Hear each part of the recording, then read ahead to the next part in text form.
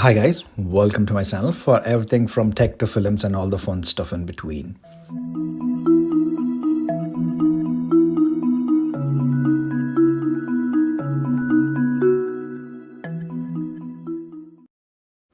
So yes, instead of the huge fandom, huge crowds, giant cinematic screens, thanks to the COVID-19 we get an online only reveal of the new PlayStation 5.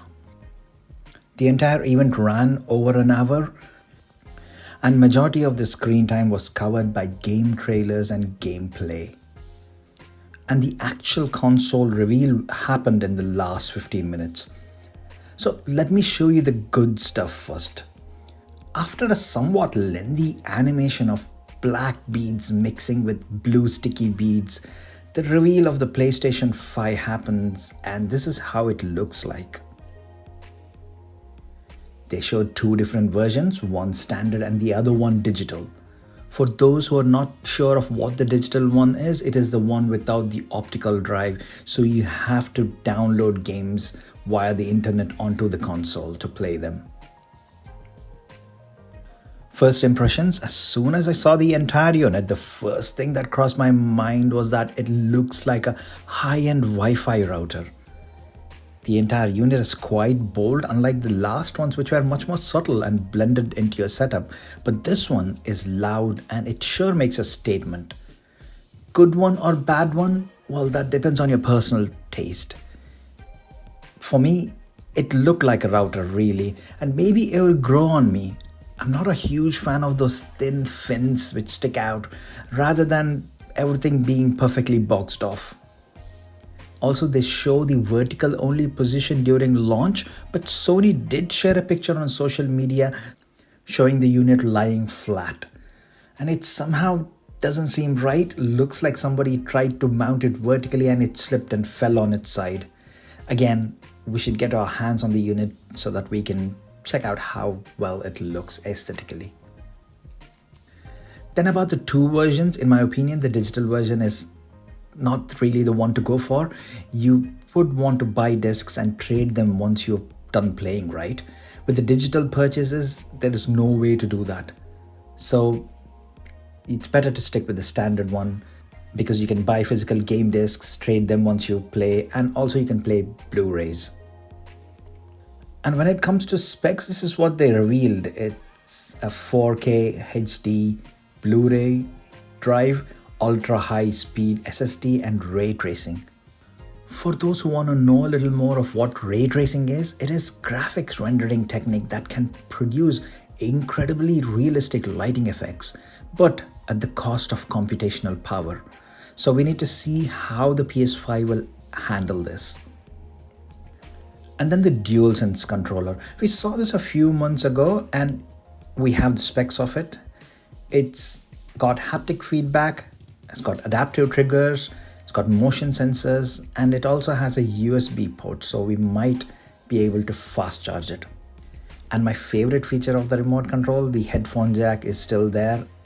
And thank you, Sony, for not getting rid of that. They revealed a few more accessories as well: a HD camera, charging station, headphones, and a media remote. All in this cool white color. I'm not sure if they're gonna offer a matte black version as well. I can straight away anticipate that MKBHD will be super excited about that matte black version. So that's the hardware done. Now let's look at the games. I'm gonna pick my faves and list them together. First, it'll be the originals, and then we'll talk about sequels and spin-offs. Just to let you know, I'm not a fan of first-person shooters, and the only FPS game which I ever played was Rising Sun on PS2, Thief on computer, and a bit of Halo. I really don't like the whole see-only hands and the gun kind of gameplay, so it's always third-person games for me. First up is Project Athia by Square Enix, the studio which brought us the new Tomb Raider games. Project Athia looks interesting. It's like a bit of Tomb Raider and Dark Souls mixed together. We need to see a bit more to make up our minds on this, but yeah, it sure looks interesting. Next is Stray, a futuristic robotic world where this cat with some futuristic backpack is the protagonist. Cool idea. We need to wait and see what else this game will offer. The graphics look incredibly cool though. Next game is Returnal. This one seems like Ridley Scott's Prometheus and Alien saga mixed with a bit of live, die, repeat. Cool. I'm only hoping that they would give us some decent storyline and some cool aliens to fight off with. And I'm already loving that whole third person's perspective. Next is Kena, Bridge of Spirits. The graphics on this one looks like Pixar shots, and it's got a nice cute vibe to it. Maybe I would just play this based on that trailer alone. Next is Pragmata. The gameplay looks confusing. Still, the futuristic vibe along with this little girl as your companion in outer space, well, this seems interesting. We'll definitely have to wait and watch what else this game will offer. That's it from the new stuff for my list. Now let's talk about sequels and spin-offs. They started the whole presentation off with this one, Spider-Man Miles Morales. If you have played the PS4 Spidey game, then you know that they hint about this one at the end of that game. I really enjoyed the PS4 Spider-Man, and once you just get adjusted to that swing and jump motion, you can have some real fun with this game. Playing as Peter Parker, MJ, and even as Miles, this game has a very decent storyline, some cool graphics, and some excellent boss battles.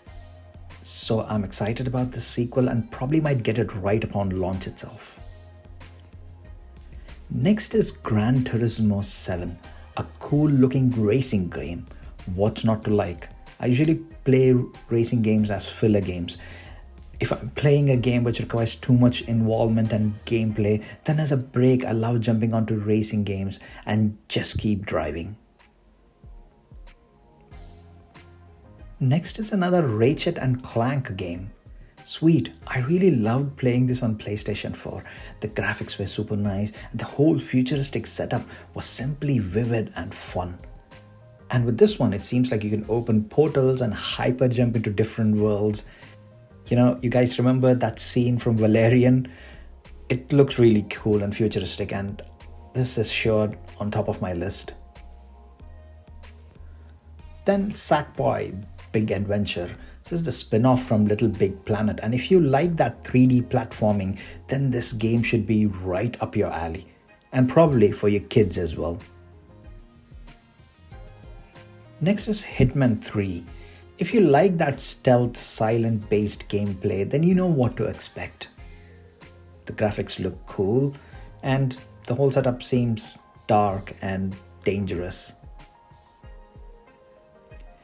Then we have Resident Evil 8 Village. Cool logo, the way they blended that 8 into Village word. That looks really cool. And considering what they've been doing with the franchise reboots at the moment, this could be really interesting. And finally, then there is the Horizon Forbidden West. Cool graphics, and if you are into that whole Horizon world, then this might be the game for you. There were several more announced, like NBA, Destruction All-Stars, Oddworld, Godfall, but probably needs a little more gameplay to fancy my interest on those.